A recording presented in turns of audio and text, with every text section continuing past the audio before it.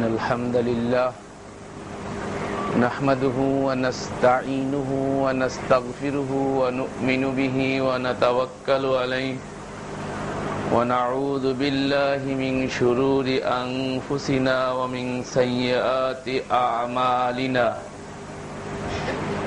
من يهده الله فلا مضل له ومن يضلله فلا هادي له وأشهد أن لا إله إلا الله وحده لا شريك له وأشهد أن محمدا عبده ورسوله الذي أرسله بالحق بشيرا ونذيرا وداعيا إلى الله بإذنه وسراجا منيرا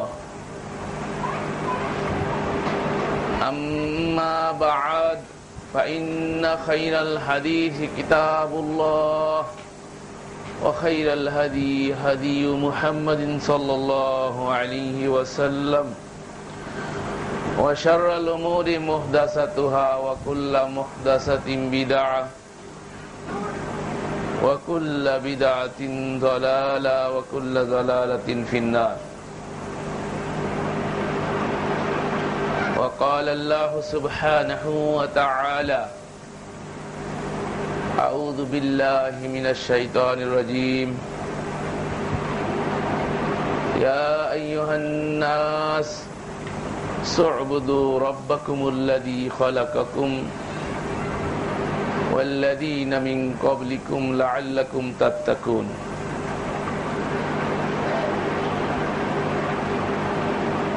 সমস্ত প্রশংসা আল্লাহ সুবহানাহু ওয়া তাআলার জন্য। সালাত ও সালাম বর্ষিত হোক সেই সুন্দর মানুষটির প্রতি যার আদর্শের অনুসরণের মাধ্যমে কিয়ামত পর্যন্ত বিশ্ব মানবতার এহকালীন এবং পরকালীন মুক্তি নিহিত সেই নবী কুল শিরোমণি সাইয়্যিদুল কাওনাইন মুহাম্মাদুর রাসূলুল্লাহ সাল্লাল্লাহু আলাইহি ওয়াসাল্লামের উপর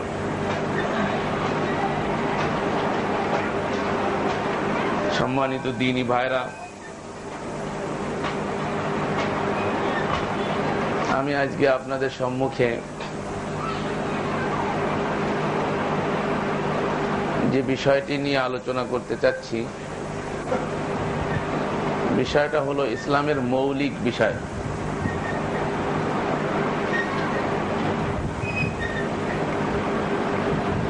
যে বিষয়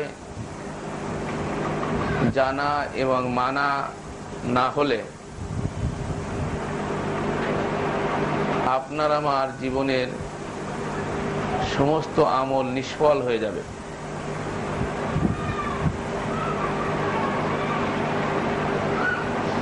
যে বিষয় আল্লাহ সুবহানাহু ওয়া তাআলা তার ওয়াহীর মাধ্যমে তার নবীর কাছে সর্বপ্রথম নির্দেশ করেছেন, এক কথায় বলা যায় সর্বাগ্রে এবং সর্বপ্রথম ফরজ।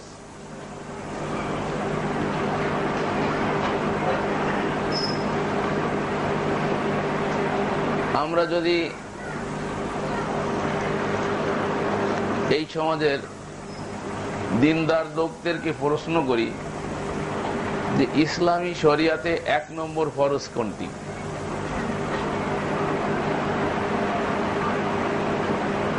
আমরা আমাদের অভিজ্ঞতায় দেখেছি যে বেশিরভাগ উত্তর আসে সালাত।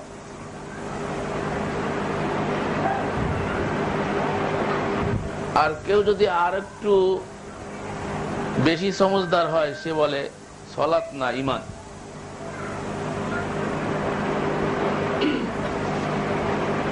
কিন্তু দুঃখজনক হলেও সত্য যে 1 নম্বর ফরজ থেকে এই জাতি ওয়াকিফ না।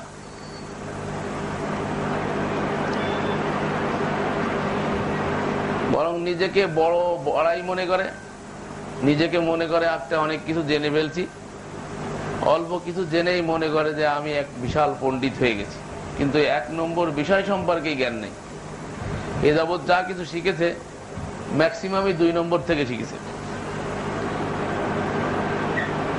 সূচনা হয়েছে 2য় নম্বর থেকে, কিন্তু 1 নম্বর থেকে সূচনাই হয়নি। আপনি প্রথম ক্লাসে না পড়ে তো 10 ক্লাসে যেতে পারেন না। আমরা কিন্তু প্রথম ক্লাস পড়তে হবে, প্রথম সবক আপনাকে হাসিল করতে হবে। প্রথম সবক আল্লাহ রাব্বুল আলামিন তার নবী সাল্লাল্লাহু আলাইহি সাল্লামকে যেটা দিলেন সেটাই প্রথম ফরজ। হেরায় ধ্যানে মগ্ন ছিলেন সাইয়্যিদুল কাউনাইন মুহাম্মাদুর রাসূলুল্লাহ সাল্লাল্লাহু আলাইহি ওয়াসাল্লাম। সর্বপ্রথম আল্লাহর রাসূল সাল্লাল্লাহু আলাইহি সাল্লামের প্রতি যে ওয়াহী অবতীর্ণ হয় সেটা হচ্ছে সূরা আলাকের 5 আয়াত, সূরাতুল আলাক, যেটাকে আমরা ইকরার সূরা বলে জানি। অর্থাৎ সূরাটার সূচনা হয়েছে ইকরা বিসমি রাব্বিকাল্লাযী খালাক, পড়ো তোমার রবের নামে, আল্লাযী খালাক, যিনি তোমাদেরকে সৃষ্টি করেছেন। এই আয়াতের সর্বপ্রথম যে শব্দ, সেই শব্দটার নাম হচ্ছে ইকরা। 1 নম্বর শব্দ কি? ইকরা। ইকরা মানে কি? পড়ো। তাহলে পড়া হচ্ছে 1 নম্বর ফরজ। পড়ার আগে তো আর কিছু নাই। পড়ার আগে কোনো ওহী আছে? ইকরার আগে কোনো ওহী নাই। তাহলে সূচনা হলো ইকরা দিয়ে, তাহলে ফরজ হলো কি? পড়ো হচ্ছে 1 নম্বর ফরজ। অর্থাৎ জ্ঞান অন্বেষণ করা হচ্ছে 1 নম্বর ফরজ। ইমানেরও আগে ফরজ, সালাতেরও আগে ফরজ, সিয়ামেরও আগে ফরজ, সমস্ত ফরজের আগে সর্বাগ্রে যে ফরজ, সেই ফরজের নাম হচ্ছে ইকরা। সেই ফরজের নাম কি? ইকরা, পড়ো। এটা আপনাদেরকে মনে রাখতে হবে। 1 নম্বর ফরজ কি? পড়ো। পড়ার আগে কোনো ফরজ নাই। কিন্তু দুঃখজনক হলেও সত্য, এই জাতি অনেক কিছু পড়েছে, কিন্তু কি পড়তে হবে তা আল্লাহ পরবর্তীতে বলে দিয়েছে। পড়তে হবে, কিন্তু পড়তে হবে কি? ডিগ্রির অভাব নাই, ডক্টরেট ডিগ্রি হয়েছে বিভিন্ন বিষয়ের পরে, কিন্তু কি পড়তে হবে এর পরে আল্লাহ বলছে বিসমি রাব্বিকাল্লাযী খালাক, ওই রব সম্পর্কে পড়ো যিনি তোমাদেরকে সৃষ্টি করেছেন। তাহলে রবকে জানা, রবের জ্ঞান হাসিল করা 1 নম্বর ফরজ। তাহলে 1 নম্বরে জানতে হবে তাওহীদের জ্ঞান। এর দ্বারা এটাও প্রমাণিত হয় যে কোরআনের সূচনা হয়েছে তাওহীদ দিয়ে।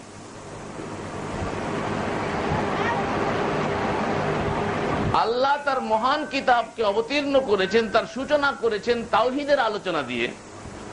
সালাত, সিয়াম আর এ জাতীয় আনুষ্ঠানিক ইবাদাতের কথা বলে আল্লাহ রাব্বুল আলামিন তার কিতাবের সূচনা করেন নাই।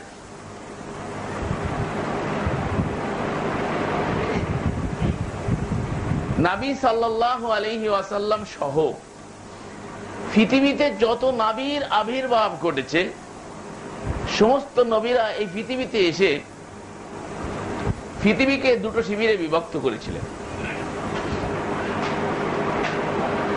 যদিচ আমরা অনেক শিবিরে বিভক্ত, কিন্তু নবী রাসূলরা এসে পৃথিবীকে বিভক্ত করেছিল 2 শিবিরে। কয় শিবিরে? 2 শিবিরে। কোরআন তার সাক্ষী। যারা নবী রাসূলের দাওয়াতকে গ্রহণ করেছিল তাদেরকে কোরআনের ভাষায় বলা হয় উম্মাতাম মুসলিমাতাল লাক, তারা হচ্ছে মুসলিম উম্মাহ। যারা ইসলামকে গ্রহণ করেছে, নবীর দাওয়াত ছিল কিসের প্রতি? কিসের প্রতি দাওয়াত ছিল? ইসলাম। আর ইসলামের মৌলিক বিষয় হচ্ছে তাওহীদুল্লাহ তাআলা।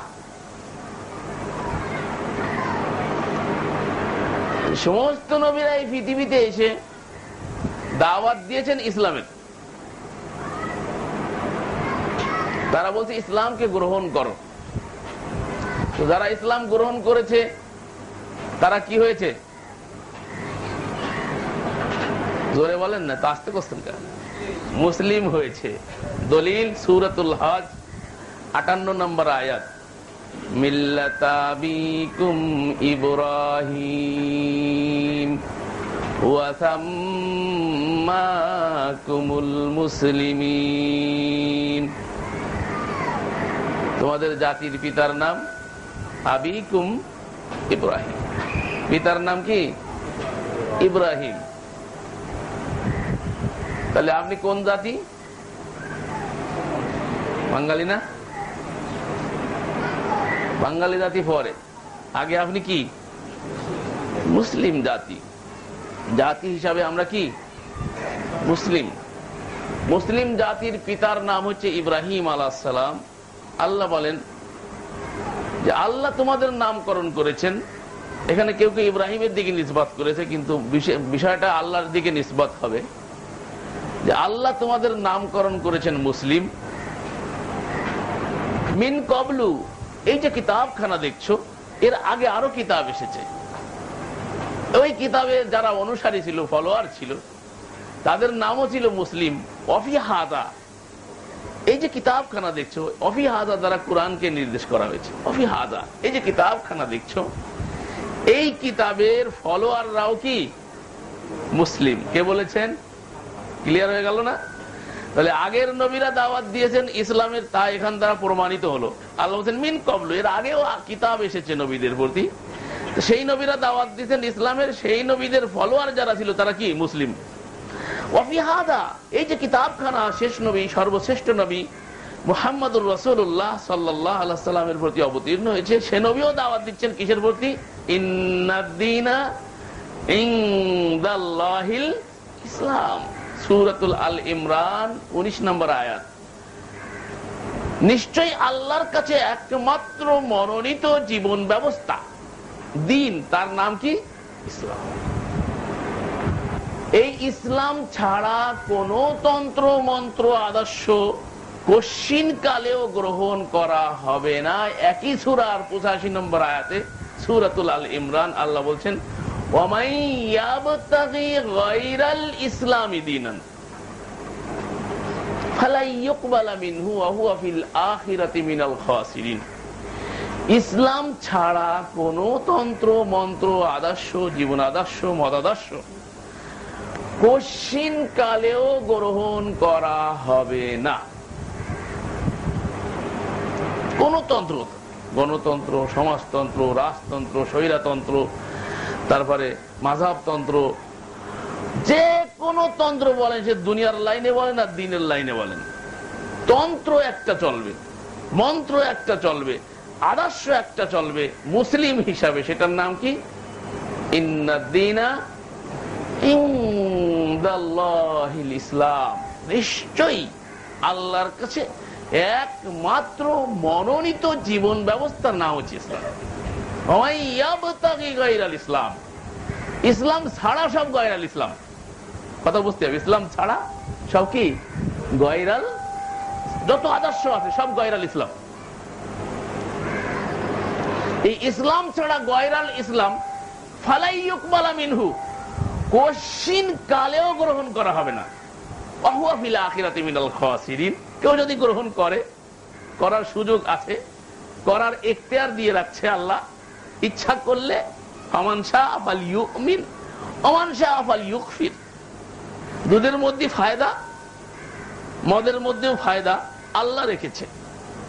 দুধ খাইলেও স্বাস্থ্য ভালো হয়, মদ খাইলেও স্বাস্থ্য ভালো হয়, রেখেছেন আল্লাহ। উভয়ের মধ্যে ফায়দা রেখেছেন আল্লাহ। বিবাহ করলেও বাচ্চা হয়, জিনা করলেও বাচ্চা হয়, সিস্টেম রেখেছেন আল্লাহ। কিন্তু আল্লাহ বলছেন ফাআলহামাহা ফুজুরাহা ওয়া তাকওয়াহা। ইচ্ছা করলে তুমি মদ খেয়ে স্বাস্থ্য বানাইতে পারো, ইচ্ছা করলে তুমি দুধ খেয়ে স্বাস্থ্য বানাইতে পারো। মদের পরিণাম জাহান্নাম, দুধের পরিণাম জান্নাত। বাচ্চা বানানোর দরকার, বংশ বিস্তারের প্রয়োজন, বৈধ একটা পন্থা রাখা হয়েছে, অবৈধ পন্থায় বংশ বিস্তার করার সম্ভাবনাও রাখা আছে। এখন তুমি কোন পথ দিয়ে, এই পথ দিয়ে যদি এগো জান্নাত, এই পথ দিয়ে যদি চলো তাহলে জাহান্নাম। দুটো রাস্তা দেখিয়ে দিয়ে এখতিয়ার দিয়েছে। ইচ্ছা করলে ইসলামকে গ্রহণ করতে পারো, ইমানিয়াতকে গ্রহণ করতে পারো, ফামান শাআ ফালইউমিন, ঈমান আনয়ন করতে পারো, ওমান শাআ ফালইউকফির, ইচ্ছা করলে তুমি কুফরি করতে পারো, অস্বীকার করতে পারো, ইখতিয়ার আছে। আপনি ইসলাম ছাড়া অন্য তন্ত্র মানতে পারেন, সে সুযোগ আছে, কিন্তু পরিণাম জাহান্নাম। ওয়াহুয়া ফিল আখিরাতি মিনাল খাসিরিন, আখিরাতে সে হবে ক্ষতিগ্রস্ত। আখিরাতে কোথায় হবে? ক্ষতিগ্রস্ত। আখিরাতে ক্ষতিগ্রস্ত মানে জান্নাত থেকে বিতাড়িত হয়ে জাহান্নামে যাওয়া, এটা হচ্ছে ক্ষতিগ্রস্ত। তাহলে ইসলামের তালিম হচ্ছে সর্বাগ্রে এবং সর্বপ্রথম যে তালিম, সেটার নাম কি? তাওহীদুল্লাহ তাআলার জ্ঞান হাসিল করা। আল্লাহর রাসূলের কাছে সর্বপ্রথম নামাজ অবতীর্ণ হয় নাই, হয়েছিল নামাজ? আমি কিন্তু বলেছি পৃথিবীতে নবীরা এসে গোটা বিশ্বকে দুটো শিবিরে বিভক্ত করলেন, একটা মুসলিম উম্মাহ আর একটা কি অমুসলিম উম্মাহ। তো যারা মুসলিম হলো তারা নবীর কাছে এসে স্বীকৃতি দিল কিসের? শাহাদাতাইনের। যারা ঈমান আনতো তারা কি বলতো? হাত ধরে আশহাদু আল্লা ইলাহা ইল্লাল্লাহ ওয়াহদাহু লা শারীকা লাহু ওয়া আশহাদু আন্না মুহাম্মাদান আবদুহু। সূচনা কি দিয়েছে? আশহাদু আল্লা ইলাহা ইল্লাল্লাহ, আমি সাক্ষ্য দিচ্ছি আল্লাহ ছাড়া কোনো ইলাহা নাই। অর্থাৎ তাওহীদুল্লাহর স্বীকৃতি দিচ্ছে নবীর হাতে হাত দিয়ে। নামাজ পড়বো এই কথার স্বীকৃতি কিন্তু দিচ্ছে না, তার কারণ নামাজ তারা পড়তো, কোরআন তা বলে। বোঝার চেষ্টা করবেন। আজকে আমরাও দাওয়াত দিচ্ছি, ডিভিশন সৃষ্টি করছি। নবী দাওয়াত দিয়ে পৃথিবী থেকে ডিভিশন সৃষ্টি করে দিয়েছিলেন। আমরা দাবি করতেছি মুহাম্মাদি, তাই না? আমরা মুহাম্মাদি না? মুহাম্মাদি হইতে গেলে মুহাম্মদ সাল্লাল্লাহু আলাইহি সাল্লাম যে পদ্ধতিতে দাওয়াত দিয়েছিলেন, আপনার দাওয়াত সেই পদ্ধতিতেই হতে হবে।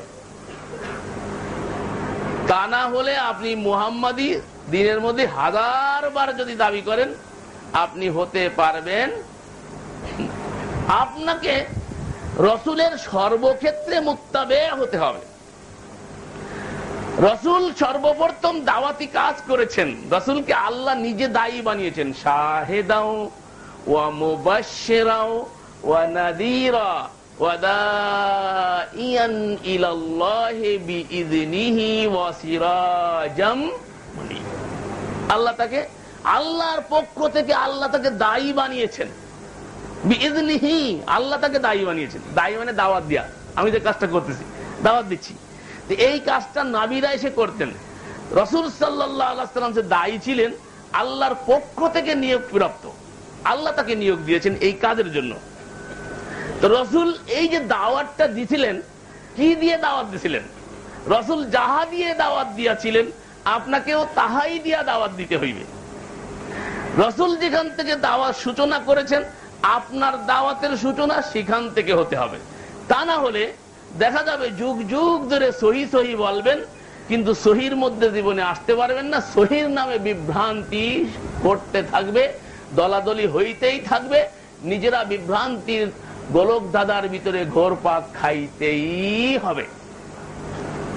বোঝার চেষ্টা করবেন, ভুল বোঝার চেষ্টা করবেন না। আমি কিন্তু রেফারেন্স সহকারে কথা বলছি, ডকুমেন্ট সহকারে কথা বলছি। যদি রসুলের দাওয়াতের সাথে আপনার দাওয়াতের মিল না খায়, আপনি আমি দাওয়াত দিচ্ছি, সালাত নিয়ে ডিভিশন সৃষ্টি করছি। এইখানে আর এইখানে 1 বিঘতের পার্থক্য। ওরা এখানে, আমরা এখানে, তাই তো? ওরা জোরে, আমরা আস্তে। কি সালাতের সূরা ফাতিহার শেষে আমিন, ওরাও আমিন বলে, আমরাও আমিন বলি। সালাত ওরা পড়ে, আমরাও পড়ি, কিন্তু সালাতের ভিতরে খুঁটিনাটি কিছু জিনিসকে কেন্দ্র করে বোঝার চেষ্টা করেন। সালাত নিয়ে কিন্তু ডিভিশন সৃষ্টি হয় নাই, কোনো ইতিহাস নাই। সাহাবা একরামরা ডিভিশন সৃষ্টি করেছেন সালাত নিয়ে, মুমিনরা বিরোধ সৃষ্টি করেছেন সালাত নিয়ে, তার কোনো প্রমাণ পাওয়া। সালাতের পরে একটা বিষয় মুনাজাত, তা নিয়ে ডিভিশন সৃষ্টি হয়েছে আমাদের মধ্যে, নিজেদের মধ্যে। বাইরের কথা বাদ দেন, নিজেদের আত্মসমালোচনার সুযোগ এসেছে। নিজেরা সংশোধন হই, তার কারণ আগে নিজে ঠিক, তারপরে অন্যকে ঠিক হওয়ার দাওয়াত দিতে হবে। আল্লাহ নিজেই বলেছেন, আতামুরুনান নাসা বিল বির ওয়া তানসাউনা আনফুসাকুম ওয়া আনতুম তাতলুনাল কিতাব। অন্যকে নসিহত করো আর নিজেকে ভুলে যাও, আর তোমরা আল্লাহর কিতাব পড়ো। যারা আল্লাহর কিতাবে বিশ্বাসী, যারা আল্লাহর কথা বলে, তাদের 1 নম্বর কর্তব্য হচ্ছে নিজেকে সংশোধন করা। কোরআনের দাওয়াত মনে রাখবেন, সর্বপ্রথম আপনাকে নিতে হবে। আপনি কথা শুনতেছেন, শুনে যায় খালি লেকচার ছাড়বেন সেজন্য না, এটাকে আপনার জীবনে আগে বাস্তবায়ন করতে হবে। এজন্য এই নসিহতকে আপনাকে নিতে হবে। নসিহত আপনার জন্য, আমি বলছি আমার জন্য, আমি যে বলছি এই বলাটাও আমার জন্য আগে। আতামুরুনান নাস, অন্যকে নসিহত করো। তাহলে মুশরিকেরা সালাত আদায় করত, কুরআন বলে কাবাগারে শীষ দিয়েছিল তাদের সালাত, যদিচ রাসূলের পদ্ধতিতে ছিল না, তারা সালাত আদায় করত। তারা বাইতুল্লাহর হজ করত, উলাঙ্গ তাওয়াফ করত। কোরআন হাদিসে স্পষ্ট প্রমাণ আছে। তাওয়াফ আমরা করি, পাতলা 2খানা সেলাইবিহীন কাপড় পরে হাজিরা চলে গেছে ইহরাম বেঁধে। তাহলে তারাও তাওয়াফ করত, কিন্তু উলাঙ্গ করত, মনে করত পবিত্র স্থানে আমাদের নাপাক কাপড় পরে ওখানে যাওয়া যাবে। উদ্দেশ্য ভালো ছিল, আমাদের কাপড়ে ভেজাল আছে, সব ভেজাল কাপড় আর অপবিত্র জিনিস, টাকা পয়সায় ভেজাল থাকতে পারে, সব ভেজাল নিয়ে আল্লাহর ঘরে আল্লাহর সামনে যাওয়া যাবে না। আপনারা লক্ষ্য করেছেন, বাইতুল্লাহর পাশে একটু জায়গা আছে, আল্লাহর ঘরে যে কালো গিলাপ দিয়ে ঘেরা, ওর পাশে একটু জায়গা আছে, বিল্ডিং এতটুকুন উঠানো, ওটাকে বলে হাতিমে কাবা। যারা হজে গেছেন প্রত্যক্ষ করেছেন, যারা টিভির পর্দায় দেখেন, সাইড দিয়ে একটু দক্ষিণ সাইডে একটু জায়গা আছে, যেই জায়গাটা আপনার উঠানো আছে অনেক দূর, কিন্তু ওটা উঠানোর ইচ্ছা ছিল মাথা পর্যন্ত, কিন্তু পারে নাই। এই কাজটা করেছিল মুশরিকানে মক্কা, এটা কিন্তু রাসূলুল্লাহ করে নাই। রাসূলের আসার আগে তার আবাও আজদাদ মুশরিকানে মক্কা এই কাজটা করেছিল। এরপরে আর উঠাইতে পারেনি, অর্থ ছিল না। অর্থ হচ্ছে যে তাদের কাছে অর্থ ছিল, কিন্তু সে অর্থটা হালাল ছিল না। অর্থ কি ছিল না? হালাল ছিল না। মুশরিক হয়েও আল্লাহর ঘর তৈরি করতে গিয়ে তারা হারাম পয়সাকে ব্যবহার করে, হালাল না থাকার কারণে এই পর্যন্ত স্টপ করে দিয়েছে। আল্লাহর ঘরে হারাম পয়সা ঢুকানো যাবে। এখন বিচার করেন আজকের মৌলভী সাহেবকে, মসজিদ আপনারাও বানাচ্ছেন, আল্লাহ আপনাদেরকে কবুল করুক। নতুন মসজিদে আল্লাহ আমাকে সুযোগ দিয়েছে। আল্লাহর জন্য ঘর বানানো পৃথিবীতে ভালো কাজ, এর ইমানদারদের কাজ। কাদের কাজ? ইন্নামা ইয়ামুরু মাসাজিদাল্লাহ মান আমানা বিল্লাহ। আল্লাহর ঘর সেই তামির করে মান আমানা বিল্লাহ, যারা আল্লাহকে বিশ্বাস করে, আল্লাহকে যারা ভালোবাসে। ভালোবাসারই বহিঃপ্রকাশ আল্লাহর ঘর বানানো। আর ঘর বানানোর পরিণাম জান্নাত। বুখারী শরীফের হাদিস আছে, মান বানা লিল্লাহি মাসজিদান বানাল্লাহু লাহু বাইতান ফিল জান্নাহ। যে ব্যক্তি দুনিয়াতে আল্লাহর জন্য ঘর বানায়, আল্লাহর জন্য হতে হবে। হাদিসের ভিতরে লক্ষ্য, আল্লাহর জন্যই হতে হবে, শুধু আল্লাহর জন্যই হতে হবে। আমি বড় দানশীল, আমি বড় সখী, আমি বেশি বড় ডোনার, কর্তৃত্ব আমার চলবে, জায়নামাজ আগে বিছায় নেই, বসে থাকবো প্রত্যেক জুমায় এসে, যা আমি বলবো ইমাম সাহেব তাই শুনতে বাধ্য। এই ধরনের চিন্তা টেন্ডেন্সি নিয়ে না, শুধু আল্লাহর জন্য যারা পৃথিবীতে ঘর বানাবে, আল্লাহর রাসূল বলেছেন বানাল্লাহু লাহু বাইতান ফিল জান্নাহ, আল্লাহ তার জন্য জান্নাতে একটা ঘর বানাবে। দুনিয়াতে ইট দিয়ে বানাবেন, আর আল্লাহ ওখানে একটা স্বর্ণের ইট আর একটা রূপার ইট বানাবে। আর এখানে বালি দিয়ে, যেই সিমেন্ট দিয়ে বানানো হয়েছে রূপসা ব্রিজ, আপনি নাই সেইটা দিলেন, কিন্তু আল্লাহ রাব্বুল আলামিন এই গাড়া দিবেন না। আল্লাহ রাব্বুল আলামিন যে গাড়া দিবেন, সেই গাড়ার নাম হচ্ছে মেশকো এবং জাফরান। মেশকো জাফরান মিশ্রিত গাড়া দিয়ে একটা ইট আর একটা ইটকে জোড়ানো হবে। সেই জান্নাতে আপনাকে ঘর দেবে, দুনিয়াতে যদি আল্লাহর জন্য ঘর বানান, কিন্তু আল্লাহর জন্য হতে হবে। মসজিদ যদি কোনো অসৎ উদ্দেশ্যে হয়, তাহলে ওটা মসজিদ হবে না, ওই মসজিদে যাওয়াও বৈধ না। ওই মসজিদে সালাত পড়তে আল্লাহ তার নবীকে নিষেধ করেছেন, খবরদার লা তুসাল্লি, আপনি ওই ঘরে যাবেন না, ওখানে সালাত আদায় করবেন না। মসজিদান জিরারা, যেটাকে জিরার মসজিদ বলা হয়, অসৎ উদ্দেশ্যে তৈরি করা হয়েছিল, আল্লাহর নবীকে আল্লাহ রাসূল সাল্লাল্লাহু আলাইহি ওয়াসাল্লাম সেখানে যেতে নিষেধ করেছিলেন। তাহলে মসজিদ নির্মাণ করেছে মুশরিকানে মক্কা হালাল পয়সা দিয়ে, আর আজকের মৌলভী সাহেবরা মসজিদের জন্য চান্দা করতে যায়, বাসে ঘাটে চতুর্দিকে দেখবেন রাস্তার পাশে মসজিদ হইলে একটা মাইক, ছোট্ট একটা মাইক নিয়ে বসে যায়। হালাল আসলো কি হারাম আসলো? হিন্দু দিল কি মুসলিম দিল, খ্রিস্টান দিল কি বৌদ্ধ দিল, সুদের পয়সা দিল কি ঘুষের পয়সা দিল, কোন বাজ বিচার আছে বলেন? আপনি মসজিদকে সুন্দর টাইলস বসাতে হবে, সঙ্গে মারমারের পাথর হতে হবে, এ কথা তো নাই কোথাও। আপনি খাজুরির পাতার নিচের মসজিদে খুশু খুজুর সাথে সালাত আদায় করেন, হালাল পয়সা দিয়ে মসজিদ নির্মাণ করেন, দুনিয়ার চাকচিক্যর সাথে আপনাকে মিলে যেতে হবে, এরকম কোন বিষয় না। আল্লাহ যদি তৌফিক দেয়, সুযোগ দেয়, হালাল টাকা এসে যায়, করে ফেলান। কিন্তু হারামের জন্য হারাম পয়সা নিয়ে হারাম হালালের বাদ বিচার না করে মসজিদ তৈরি করার অধিকার মুশরিকরাই করে না। তা মুসলিমরা কি করে করে? মুশরিকরা করে নাই। মুশরিকানে মক্কা আল্লাহর ঘরের তাওয়াফ করত, তারা সালাত আদায় করত, কিন্তু বেদে গেল কি নিয়ে জানেন? ফালিয়াবুদু রাব্ব হাযাল বাইত, তোমরা ইবাদত করো। সেই ইবাদত হতে হবে তাওহীদ নির্ভর। সালাত ইবাদত, তারা সালাত ইবাদত করত, সালাত পড়তো, কিন্তু তাদের সালাত তাওহীদ নির্ভর ছিল না। বায়তুল্লাহর ভিতরে 360টি মূর্তি স্থাপন করেছিল। ইভেন তাওহীদের শিরোমণি ইব্রাহিম আলাইহিস সালামের নামেও একটা মূর্তি সেখানে তৈরি করা হয়েছে। যিনি এই পৃথিবী থেকে মূর্তি ভুলণ্ঠিত করেছিলেন, সেই নবীর একটা মূর্তি স্থাপন করেছিল তারা বায়তুল্লাহর ভিতরে। তারা সালাত পড়তো, কিন্তু সালাতে অন্য দেব দেবী আর অন্যদেরকে আল্লাহর সঙ্গে অংশী স্থাপন করত, ইবাদতের সঙ্গে অন্যকে অংশী স্থাপন করত। আর নবীর দাওয়াত ছিল লা ইলাহা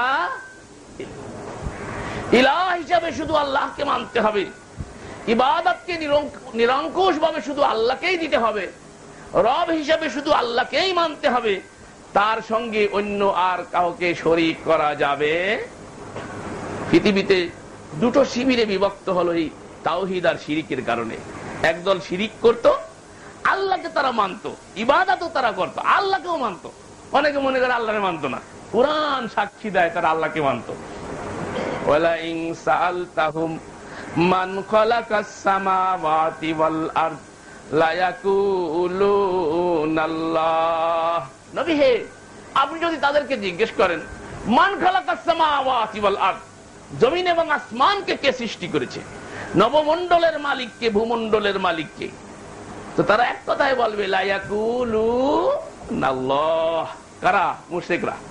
আল্লাহ বলতেন নবী এই মুশরিকদের জিজ্ঞেস করেন, এই আবু জাহেলকে জিজ্ঞেস করেন, এই আবু লাহাবকে জিজ্ঞেস করেন, এই যারা আপনার বিরোধিতা করে এদেরকে আপনি জিজ্ঞেস করেন মান খালাকাস সামাওয়াতি ওয়াল আরদ, নবমণ্ডল ভূমণ্ডলের স্রষ্টাকে।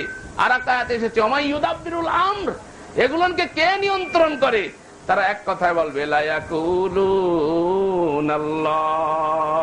কে করেন?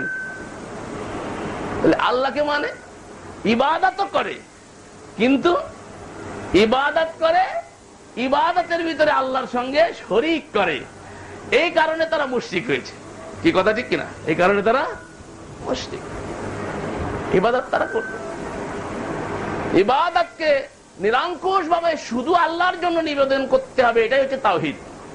এই কথাই কুরআনে কারীমে আল্লাহ সূচনা করেছেন। কুরআনে কারীমের বিধিবিধান সংক্রান্ত সর্বপ্রথম আয়াত যেটা আমি আজকে পড়েছি, আল্লাহ ইয়া আইয়ুহান নাস, হে মানব মণ্ডলী, সুবুদু তোমরা ইবাদত করো রব্বাকুমুল্লাযী খালাক, ওই রবের, আল্লাযী খালাক, যিনি তোমাদেরকে সৃষ্টি করেছেন।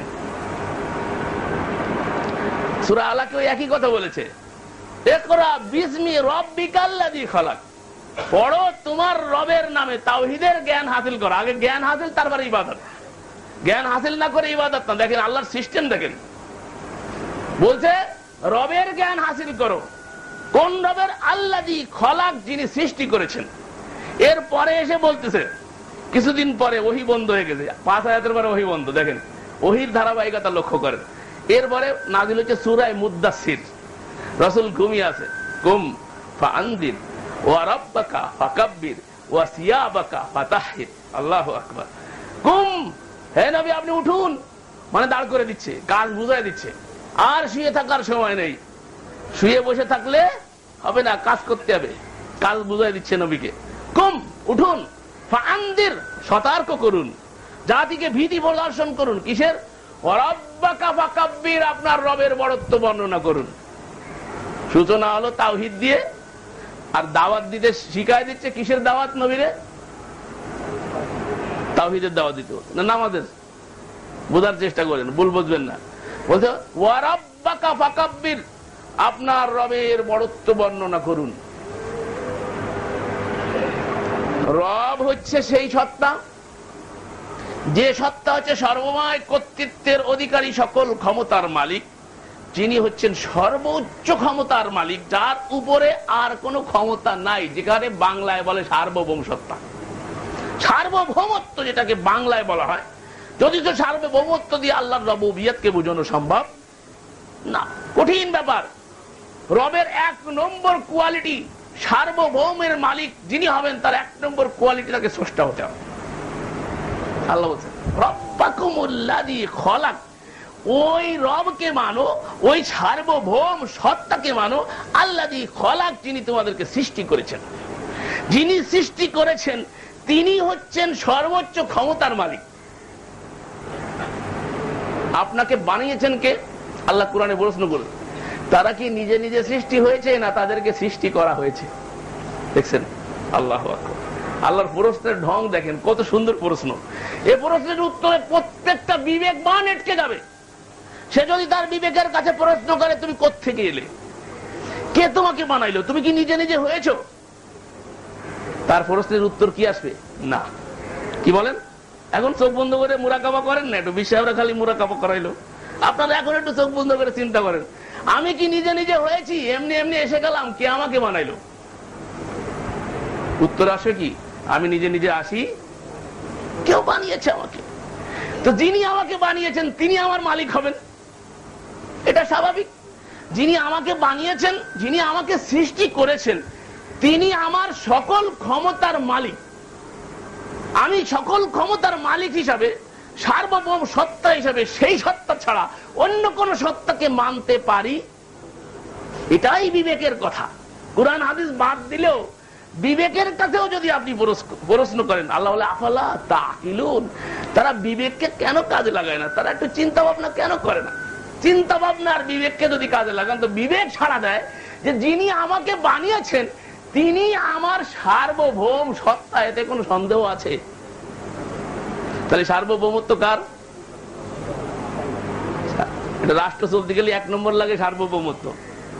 1 নম্বর কি লাগে? সার্বভৌমত্ব। 2 নম্বর লাগে কনস্টিটিউশন, আর 3 নম্বর লাগে কনস্টিটিউশনের নির্বাহী ক্ষমতা। ইসলামী রাষ্ট্রে সার্বভৌমত্বের কোন মালিক আল্লাহ ছাড়া হতে পারে না। তার কারণ সার্বভৌমত্বের মালিক হচ্ছেন তিনি, যিনি কনস্টিটিউশন দিয়েছেন। গণতন্ত্রে কনস্টিটিউশন যারা দেয়, যারা কনস্টিটিউশনকে নিয়ন্ত্রণ করে, তারা সার্বভৌমত্বের অধিকারী। কিন্তু আল্লাহর আইনে যেহেতু বিধান দেওয়ার ক্ষমতা কারণ, আল্লাহ বলছেন আলা লাহুল খালকু ওয়াল আমর, যিনি সৃষ্টি করেছেন, আইন শুধু দিবেন তিনি, বিধান দেবেন তিনি। মোবাইল আমি বানাইছি, এটাকে আমি বানাইছি, আমি আবিষ্কার করিনি, আমার পকেটে আছে, যদি আমি মালিক। কিন্তু যিনি বানিয়েছেন, বানানোর পরে যখন কিনে নিয়ে আসি তখন একটা বক্স দিছে, ওই বক্সের মধ্যে একটা কিতাব ছিল, একটা বই ছিল, বুক ছিল। এই বুকের ভিতরে মোবাইল পরিচালনার সমস্ত দিক নির্দেশনার ক্যাটালগ। এই কথা ঠিক কিনা? তাহলে এই মোবাইল পরিচালনা করতে গেলে যিনি বানিয়েছেন তিনি একটা বুক দিয়েছেন, একটা কিতাব দিয়েছেন, একটা গাইড বুক দিয়েছেন, এটাকে কিভাবে পরিচালনা করতে হবে। তো আপনাকে আমাকে একজন বানিয়েছেন, এটাকে একটা যন্ত্রই ধরে নেন, যন্ত্র। এই যে পাত থেকে নিয়ে মাথা পর্যন্ত এই যন্ত্রদের সৃষ্টি করেছেন, যিনি এই যন্ত্রকে আবিষ্কার করেছেন তিনি এমনি ছেড়ে দেননি। আল্লাহ বলছেন আফা হাসিবতুম আন্নামা খলাকনাকুম আবাসাও, তোমরা কি চিন্তা করেছো আমি তোমাদেরকে অনর্থক সৃষ্টি করেছি?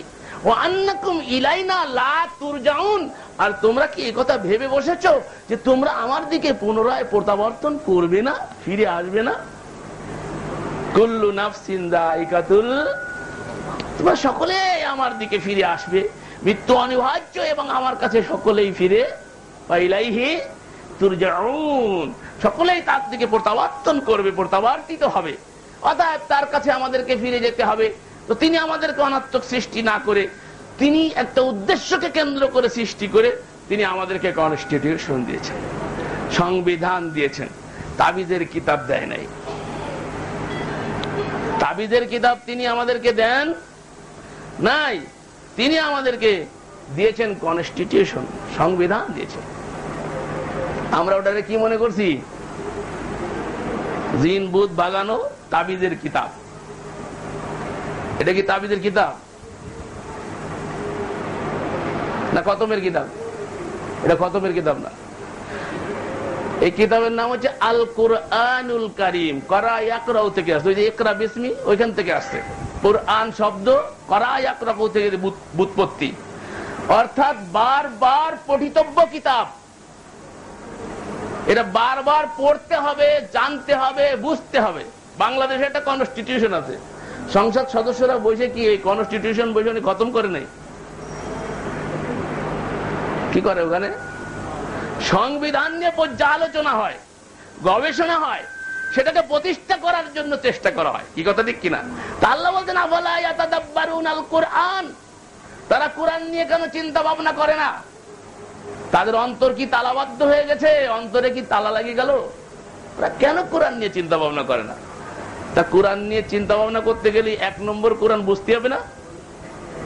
1 নম্বর কি কোরআন বুঝতে হবে। কিন্তু কি আমরা কি কোরআন বুঝি, বুঝে পড়ি না, না বুঝে পড়ি? কথা বলেন, বুঝে পড়ি না না বুঝে? এই যে তেলাওয়াত করা হয়, বুঝে না না বুঝে? দেখি বুঝার জন্য আসছে না না বুঝার জন্য আসছে? সাধারণ কমন সেন্স তো কাজ করে না। একটা পত্রিকা সকালবেলা ওইটা 4 স্টলে দিয়ে পড়েন পূর্বাঞ্চল বা যে অঞ্চলই পড়েন না কেন, পত্রিকা পড়েন, বুঝে পড়েন না না বুঝে পড়েন? কত বড় দুঃখের বিষয় বলেন। আমাদের দুঃখ হয় না, আমরা হাসতেছি। একটা পত্রিকা পড়েন, আপনি বুঝে পড়েন, কিন্তু আল্লাহর পক্ষ থেকে আপনার প্রতি নাজিল করা হলো কনস্টিটিউশন, সংবিধান। আপনার জীবন আপনি কিভাবে পরিচালনা করবেন, আপনার পাত থেকে নিয়ে মাথা পর্যন্ত, ব্যক্তি জীবন থেকে নিয়ে আন্তর্জাতিক জীবন পর্যন্ত, আপনার এই মেশিনগুলো কোথায় কিভাবে ব্যবহৃত হবে, সমস্ত দিক নির্দেশনা দেওয়া রয়েছে সেখানে। কি কথা ঠিক কিনা? হাত ধরবে, আল্লাহর হুকুমে ধরবে। চোখ দেখবে, আল্লাহর হুকুমে দেখবে। কান শুনবে, আল্লাহর হুকুমে শুনবে। পাও চলবে, আল্লাহর হুকুমে শুনবে। এটা ইবাদত। এটা কি ইবাদত? আর এই ইবাদতকে নিরঙ্কুশ ভাবে নিবেদন করতে হবে শুধু আল্লাহর জন্য। চোখ দেখবে তো আল্লাহর হুকুমে দেখবে, হাত ধরবে তো আল্লাহর হুকুমে ধরবে, পাও চলবে তো আল্লাহর হুকুমে চলবে, দিমাগ চিন্তা করবে তো চিন্তার ক্ষেত্রে আল্লাহর হুকুম যেখানে সেটাই চিন্তা করবে। আল্লাহ চিন্তা করতে বলছে, ইয়াতাফাক্কারুনা ফি খালকিস সামাওয়াতি ওয়াল আরদ রব্বানা মা খালাকতা হাযা বাতিলান সুবহানাকা ফাকিনা আযাবান নার। জ্ঞানীরা চিন্তা করে ফি খালকিস সামাওয়াতি ওয়াল আরদ, নবমণ্ডল আর ভূমণ্ডলের ভিতরে যত সৃষ্টি আছে এই সৃষ্টি রহস্য দেখে চিন্তা করে। একটা কাগজ রাখতে পারি না নিচেই কিছু না দিয়ে, কয়েকখান টিন উপরে, পাতলা টিন, গরমে বসা যাচ্ছে না পাতলা টিনের কারণে। এই পাতলা টিনকে সেট করার জন্য কতগুলো স্তম্ভ আর খুঁটি বানাইছে। আর আল্লাহ বলেন সাবা সামাওয়াত, একটা নয় দুটো নয়, স্তরে স্তরে 7টা আসমান, মুনতাহায়ে নজর, যতদূর ইচ্ছা তত দূর তাকা, মনে হয় ওই গ্রামের ওই পাশে আসমান পড়ে গেছে, কিন্তু আসমান ওখানে পড়েনি। অগ্রসর হবি, হাল তারা মিন ফুতুর সুম্মার জাইল বাসার কাররাতাইন ইলাইকাল বাসার খাসিআন ওয়া হুয়া হাসির, যে ততবার তাকাবি কোথাও স্পট দেখাইতে পারবি না। বিনা সুতুনে বিনা ফিলারে 60টা আসমানকে স্তরে স্তরে সেট করে দিয়েছি। চিন্তা করো এটা নিয়ে, যে আল্লাহ তার হুকুমে তার ওয়ার্ডারে এত বড় বিশাল আসমানকে ছেদ করে দিয়েছেন বিনা খুঁটিতে, সে কত বড় শক্তিদার। চিন্তা করতে কইছে বেরেন রে, এখানে কাজ লাগাতে কইছে, তা কোথায় লাগাচ্ছো বেরেন? কি নিয়ে চিন্তা করছো? কনস্টিটিউশন দিয়েছেন আল্লাহ, এটা গবেষণার জন্য, এটা চিন্তা করতে হবে। সর্ব অঙ্গ কনস্টিটিউশন হিসাবে ব্যবহৃত হবে। রাসূলের যুগে মসজিদে সাহাবী বসে আছে, ইহুদি এসে জিজ্ঞেস করতেছে কোরআনের দাওয়াত দাও তোমরা। কোরআন কই? আপনাকে মসজিদে কোরআন শরীফ আছে না? রাসূলের মসজিদে কোনো কোরআন শরীফ ছিল না, একটা কোরআনও ছিল না। সারা পৃথিবীতে ওয়ার্ল্ডে একটা কোরআন ছিল না। দেখাবে কোথাতে? থাকলি না দেখাবে। এখন কি জবাব দিতে হবে না? কোরআনের দাওয়াত দাও। আল্লাহ কোরআনে বলছে ফাযাক্কির বিল কুরআনি মান ইয়াখাফু ওয়াঈদ, কোরআন দিয়ে ভয় প্রদর্শন করতে বলেছে, কোরআন দিয়ে দাওয়াত দিতে বলেছে, আর রাসূল কোরআন দিয়েই দাওয়াত দিচ্ছেন। কি কথা ঠিক কিনা? তো কোরআন দেখাইতে কয়, তো দেখাইতে হবে না? কোরআন তো একটাও নেই, তো দেখাবে কি? একটা কোরআন নাই মসজিদে। এক সাহাবী আর এক সাহাবীরে লক্ষ্য করে বলছে ওই কোরআন যাইতাছে, নিজের কথা তো কইতে পারে না, আর একজনে দেখা বলে ওই কোরআন যাইতাছে। তার মানে ওর টোটাল জীবনটা কোরআন মোতাবেক। উম্মুল মুমিনিন আয়েশা সিদ্দিকা তয়্যিবা তাহেরা রাদিয়াল্লাহু তাআলা আনহার কাছে এক ব্যক্তি এসে জিজ্ঞেস করছে রাসূলের চরিত্র সম্পর্কে কিছু শুনান। রাসূলের চরিত্র মানতে বলা হয়েছে না? আল্লাহ বলেন লাকাদ কানা লাকুম ফি রাসূলিল্লাহি উসওয়াতুন হাসানা, তোমাদের জন্য রাসূলের মাঝে মহত্তম আদর্শ নিহিত। তাহলে মহত্তম আদর্শকে জানতে হবে, তা নয় মানবেন কি করে? আগে জানা তারপরে কি? আগে ফরজ কোনটা জানতে হবে, রাসূলকে জানতে হবে, তাহলে রাসূলের মহত্তম আদর্শকে গ্রহণ করা যাবে। জিজ্ঞেস করে গেছে, মায়ের কাছে ছুটে গেছে, যে মায়ের কাছে বেশিরভাগ সময় অবস্থান করতেন রাসূল। এই কথা ঠিক কিনা? মা কি বলছে? মা বলছে তোমরা কি কোরআন পড়ো নাই? কোরআন তো পড়ছি। কানা খুলুকুল কোরআন, ওইটাই তো নবীর চরিত্র, ওই কোরআনটাই নবীর চরিত্র। তার মানে রাসূল দেখেছে তো কোরআন মোতাবেক দেখেছে, রাসূল ধরেছে তো কোরআন মোতাবেক ধরেছে, রাসূল বলেছে তো কোরআন মোতাবেক বলেছে, রাসূল চিন্তা করেছে তো কোরআন মোতাবেক করেছে, রাসূলের পাও হরকত করেছে তো কোরআন মোতাবেক হরকত করেছে। এজন্য আল্লাহ বলে মা ইয়ানতিকু আনিল হাওয়া ইন হুয়া ইল্লা ওয়াহায়ুন ইউহা। নবী আমার প্রবৃত্তির অনুসরণ করে, নফসের দাসত্ব করে আমার নবী কিছুই বলে না, আমার নবী শুধু তাই বলে, ইউহা ইলাইয়া, যা তারপরে ওয়াহি করা হয় তিনি শুধু তাই বলেন, শুধু তাই বলেন। মন গড়া কথা বলার অবকাশ নাই, মন গড়া জীবন ব্যবস্থা মানার অবকাশ নাই। ইসলাম মানতে হলে আপনাকে অভ্রান্ত ওয়াহি মানতে হবে। যাহা কিছু নাজিল করা হয়েছে নবী মুহাম্মদুর রাসূলুল্লাহ সাল্লাল্লাহু, তাহাই ইসলাম। যাহা নাজিল করা হয়নি তাহা ইসলাম নয়। ভালো করে মনে রাখতে হবে, যাহা নাজিল করা হইয়াছে তাহাই ইসলাম, আর ইসলাম ছাড়া আর কিছুই মানা যাবে না। ইসলাম কমপ্লিট না ইনকমপ্লিট? সূরাতুল মাইদা 3 নম্বর আয়াত, আল-ইয়াউম আকমালতু লাকুম দীনাকুম ওয়া আতমামতু আলাইকুম নি'মাতি ওয়া রাদিতু লাকুমুল ইসলাম দীনা। সূরাতুল মাইদা, ওইতকার দিনে তোমাদের জন্য তোমাদের দিনকে কমপ্লিট করে দেয়া হলো। কমপ্লিট কোড অফ লাইফ, পূর্ণাঙ্গ জীবন ব্যবস্থা। সংযোজনের অবকাশ নাই, সংকোচনেরও অবকাশ নাই, তার কারণ পূর্ণাঙ্গ করে দেয়া হয়েছে। আলিয়াম, মধ্যকার দিনে। কারবালায় কি হইল আর না হইল, গতকালকে একজনে বলতেছে, হুজুর ওয়াজ করে, ইসলাম জিন্দা होता है हर करबला के बाद। नाउजुबिल्लाह, करबला के बाद तो इस्लाम ध्वंस हो गया, इसलिए अपने ऊपर जो है ना छुरी मार रहा है और रक्त गिरा रहा है, खून गिरा रहा है। और अल्लाह सुब्हानाहु व तआला ने कहा, क्या बोला?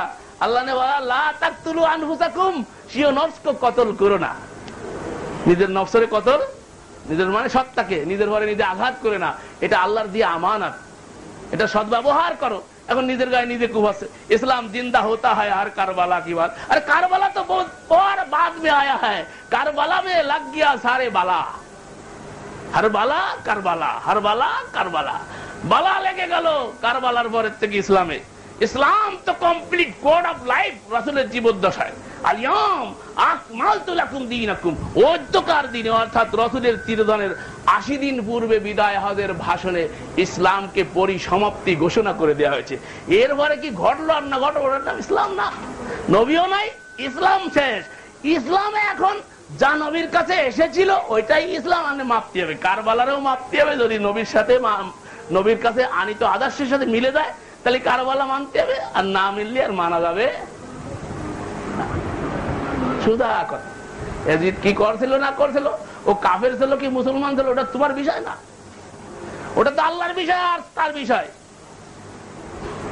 পরবর্তীতে কার ভিতরে কি ঘটনা ঘটে গেল ওটা বিষয় না, বিষয় তো শেষ হয়ে গেছে। আলিয়াউমা আকমালতু লাকুম দীনাকুম। এখন জীবনকে মিলাতে হবে, সমস্ত ইতিহাসকে মিলাতে হবে আলিয়াউমা আকমালতুমের সাথে। মানদণ্ড খুঁজে পায় না, কি করব? মানদণ্ড এসে পরে কারবালায় কি ঘটলো তাই নিয়ে সাহাবায়ে কেরাম তো জ্ঞানদম হয়েছিল, ওনাদের মধ্যে ইখতিলাফ ছিল, ওনাদের মধ্যে তো বিরোধ হয়েছিল। আরে নবীর জীবদ্দশায় দেওয়া যদি বিরোধ হয়েছে কোথায়? যখনই বিরোধ হয়েছে সাথে সাথে রাসূল সংশোধন করে দিচ্ছে। এরপরে কি ঘটছে না ঘটছে ওইটার দলিল বানায়, হুদাইবিয়ার সন্ধি বানায়। যত তোমাকে অপকর্ম ঢাকার চেষ্টা করো কেন, কোথায় মানদণ্ড স্থির করছে, কোন জায়গা নিয়ে এসে কোথায় টানা ইসরা করছে ভুলে গেছি। হুদাইবিয়ার সন্ধি রাসূলের জীবদ্দশায় করছে। হ্যাঁ, সন্ধি যেখানে করেছেন রাসূল সেখানে করবেন। রাসূল যেখানে করেছেন অন্য জায়গায় সন্ধির কারবার ঘটায় দিলে হবে না। কাফেরদের সাথে তাওহীদের ক্ষেত্রে, শিরিকের ক্ষেত্রে কোনো আপোষ করে নাই। আল্লাহর সার্বভৌমত্ব বাইনে নিয়ে বাদ দিয়ে মানুষের সার্বভৌমত্ব মানতে হবে, এ ধরনের কোনো আপোষ করছিল? যারা অন্যের সার্বভৌমত্ব মানে তাদের সাথে আপোষ করে দিন প্রতিষ্ঠার আন্দোলন করেছে, মর্মে কোন দলিল কুরআন হাদিসে খুঁজে পাওয়া? মুসলমানদের সাথে একটা চুক্তি করেছে, সাময়িক চুক্তি লঙ্ঘন হবে, ওটা বাদ হয়ে যাবে। এটা হলো দুনিয়াবি পার্থিব বিষয়, এর সাথে দিনই কোনো সম্পর্ক তেমন নাই। দিনের স্বার্থের দুনিয়াবি একটা সম্পর্ক লিড করা হয়েছে, এটা এইভাবে করা হবে, এটা এইভাবে করা হবে, সাময়িক একটা চুক্তি। এটা আপনি করতে পারেন অমুসলিম রাষ্ট্রের সাথে, কিন্তু মুসলিম নাম দিচ্ছেন মুসলিম, তারপরে একসাথে কাঁধে কাঁধ দিয়ে যে সংবিধানে কনস্টিটিউশনে আল্লাহর কনস্টিটিউশন মানে না, সার্বভৌমত্ব আল্লাহর মানে না, সার্বভৌমত্ব অন্যের মানে, তাহলে তার সাথে তো আপনার আপোষ করলে তো আপনি মুশরিকের সাথে আপোষ করলেন। মুশরিকের সাথে আপোষ করেছে, কোন দলিল কুরআন হাদিসে নাই। মুশরিক এত অপবিত্র, মসজিদে ঢুকতে দেওয়া যাবে না। ইন্নামাল মুশরিকিনা নাজাসুন, মুশরিক হচ্ছে অপবিত্র, এই বছরের পর তারা যেন হারামে না ঢোকে, আল্লাহ স্পষ্ট বলে কুরআনে বলে দিয়েছে। মুশরিক যদি বাপ হয়, আল্লাহ লা তুসাল্লি, খবরদার তার সালাতে তুমি শরীক হবে না।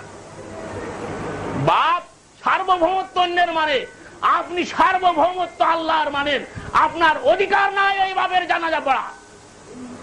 আপনি যদি মুসলিম হন, আপনার ছেলে যদি সার্বভৌমত্ব অন্যের মানে, তাহলে ওই সন্তান মারা গেলে ওই সন্তানের জানাজায় দাঁড়ানোর অধিকার আল্লাহ আপনাকে দেয় নাই।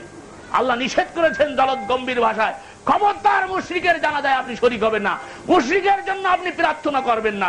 তিনি তাওহীদের শিরোমণি, তার পিতা মারা যাচ্ছে, পিতার জন্য আল্লাহ রাব্বুল আলামিনের কাছে প্রার্থনা করতে আল্লাহ নিষেধ করে দিয়েছেন স্পষ্টভাবে কুরআনে কারীমে। ইব্রাহিমকে বলেছে খবরদার,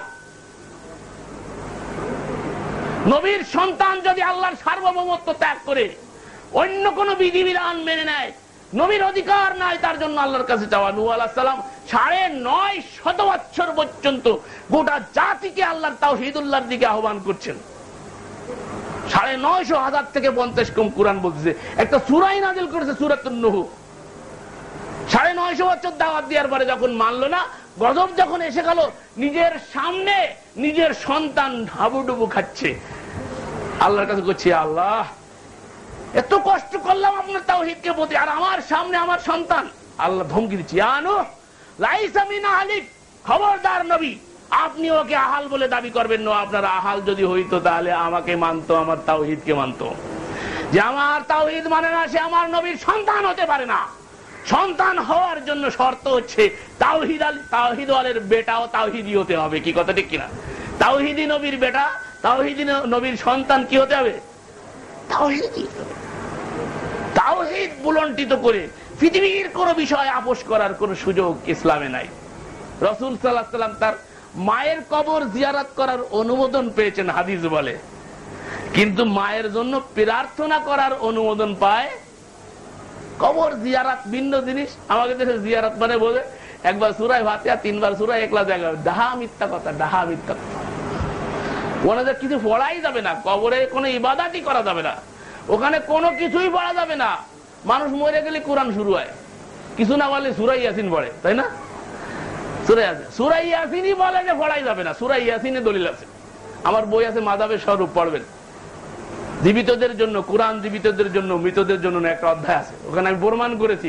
সূরা ইয়াসিন বলছে লিউনদিরা মান কানা হাইয়াও ওয়া ইয়াহিক্কাল কাউলু আলাল কাল। লিউনদিরা, এই কোরআন দিয়ে ভীতি প্রদর্শন করবে কাকে? হাইয়ান, যারা জীবিত। যারা জীবিত। এখন কোরআন দিয়ে আমি ওয়াজ করতেছি না, আপনাদেরকে ভয় দেখাচ্ছি না, এই হচ্ছে কোরআনের কাজ। কোরআন জীবিতদেরকে ভয় প্রদর্শন করবে, মরার পরে আর কোরআন মানামানি নাই, মানলেও কোনো কাজ হবে না। কোরআন এসেছে জীবদ্দশায় এটাকে জীবনে বাস্তবায়ন করার জন্য। আল কোরআন ও হুজ্জাতুল লাকা ওয়া আলাইকা, কোরআন তোমার পক্ষে অথবা বিপক্ষে হুজ্জাত হবে, পক্ষেও যেতে পারে বিপক্ষেও। কোরআনের দায়িত্ব যদি জীবন করেন, কোরআন কবরে এক সাইডে এসে দাঁড়ায় যাবে, আমারে মাইনে চলতো।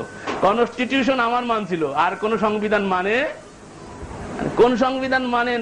ইমান কয় গ্রেডের চিন্তা করেন। নামাজ নিয়ে তো জ্ঞানজাম লাগাইছেন, ডিভিশন সৃষ্টি করতেছেন, করেন, কিন্তু এটা নিয়ে নবী রাসূলরা ডিভিশন সৃষ্টি করে নাই। আপনি দাওয়াত ওইখান থেকে দিবেন যেখান থেকে নবীরা দিয়েছে। এই মসজিদ যেন সেই হেদায়েতের মারকাজ হয়। প্রথম আমি এখানে এসেছি, আল্লাহর কাছে দোয়া করি যেন আল্লাহ এখান থেকে তাওহীদকে সর্বস্তরে ছড়ানোর তৌফিক দেয়। এটা যেন কোনো ফিরকার মসজিদ না হয়ে যায়, এটা কোনো যেন দলীয় মসজিদ না হয়, এটা ইসলামের মসজিদ হয়, এটা আল্লাহর ঘর হয়। ওয়া আন্নাল মাসাজিদা লিল্লাহ। মসজিদ শুধু কার জন্য? আল্লাহর কাছে দোয়া করছি, আপনারা দোয়া করুন যে আল্লাহ এই ঘর শুধু আপনার জন্য কবুল করে নেন। আপনি এই ঘর থেকে যেন শুধু আল্লাহ আপনার তাওহীদের কথা বলা হয়, আপনার একত্বের কথা বলা হয়, আপনার সাথে যারা শিরিক করে তাদের সাথে যেন সম্পর্ক মুক্ত মসজিদ এটা হয়। দুঃখ লাগে আজকের মসজিদ গুলো নিয়ে তাগুত নিয়ন্ত্রিত। মসজিদে গিয়ে আপনি আল্লাহর কথা বলতে পারবেন না। আমি যে কথা বললাম অন্য একটা মসজিদে বললে আমাকে বলতে দেবে, মাইরে বাইর করে দেবে। এই কথা ঠিক কিনা? মসজিদের এক কোনায় বসে কোরআন পড়তে পারবেন না, নীল কিতাব ঢুকে গেছে। ওই যে আমি নীল কিতাবের, দেখেন না নীল চিহ্ন দিছি, এই নীল কিতাবের বিরুদ্ধে লেখা, নীল কিতাবটা ঢুকছে না। আর আল্লাহ বলছেন ওয়ায়ু আল্লিমু হুমুল কিতাব, কিতাবের তালিম করতে বলছে, কিন্তু আল্লাহর কিতাবের তালিম এখন মসজিদে হয়। ইমাম সাহেবরা আর একটা কিতাব পড়ে, অত্যন্ত সন্তারপণে সুকৌশলে কোরআন বিরোধী বিধিবিধান ঢুকে গেছে। এই জন্য সেই বইয়ের পরে লিখছি আমি 2 খণ্ডে, আপনারা সংগ্রহ করার চেষ্টা করবেন। অত্যন্ত সন্তারপণে মসজিদের ভিতরে শয়তানিয়াত ঢুকে পড়ছে। সলাতের 101টা ভুল লেখা আছে আমার, chorus and right. Abdur Rashid সাহেব 26টা ভুল বের করেছিল, মনে হয় 26টা না কয়টা জানি, আর 23টা, আর আমি 101টা বের করছি আল্লাহর ফজলে। আমার কোনো কৃতিত্ব নাই, কৃতিত্ব কার? আল্লাহ। সমস্ত প্রশংসা কার? আল্লাহ। 101টা ভুল, কোরাস এন্ড রাইট। ভুল দিছি কোন জায়গার কিতাবে আছে ভুল, আর সহি কোনটা তারও দলিল সহকারে, রেফারেন্স সহকারে আছে, সংগ্রহ করার চেষ্টা করবেন। তো আমি আজকে আমার আলোচ্য বিষয় ছিল, আমরা সত্যিকারের দাওয়াতের সূচনা করব তাওহীদ দিয়ে। তাওহীদে আকীদা ঠিক হয়ে যাবে। একটা মানুষের আমল, এই যে নামাজের যে ডিভাইডেড দেখালাম, এগুলো অটোমেটিক ঠিক হয়ে আসবে। দেখবেন ও লোকটা যখন তাওহীদ বুঝে ফেলাবে, রিসালাত বুঝবে, আকীদা বুঝবে, যে আল্লাহর আইন মানতে হবে, নবীর তরিকা চলতে হবে, এটা ঢুকোই দেন না, তখন ও নিজেই খোঁজ করে দেখবে যে রাসূল যেভাবে নামাজ পড়ছে, সাল্লু কামা রাআইতুমুনি, ওইভাবেই নামাজ পড়তে হবে। ঠিক না? আহলে হাদিসরা যেভাবে নামাজ পড়ছে আপনারা সেভাবে নামাজ পড়বেন না। আমি বলে গেলাম, আহলে হাদিসদেরকে অনুসরণ করবেন না। কাকে অনুসরণ করবেন? মুহাম্মাদুর রাসূলুল্লাহ। রাসূল যেভাবে নামাজ পড়েছে সেভাবে নামাজ পড়তে হবে। এই স্লোগান উঠিয়ে দিতে হবে। আহলে হাদিসদের আদর্শ গ্রহণ করতে হবে না, আদর্শ গ্রহণ করতে হবে মুহাম্মাদুর রাসূলুল্লাহ সাল্লাল্লাহু আলাইহি ওয়াসাল্লাম। মুহাম্মদ সাল্লাল্লাহু আলাইহি ওয়াসাল্লামের সাথে যদি আহলে হাদিসের মিল খেয়ে যায়, আলহামদুলিল্লাহ, আলিল্লাহ ইলহাম। যদি মিল না খায় তাহলে গ্রহণ করার কিছুই, আল্লাহ আমাদের সকলকে আমল করার তৌফিক।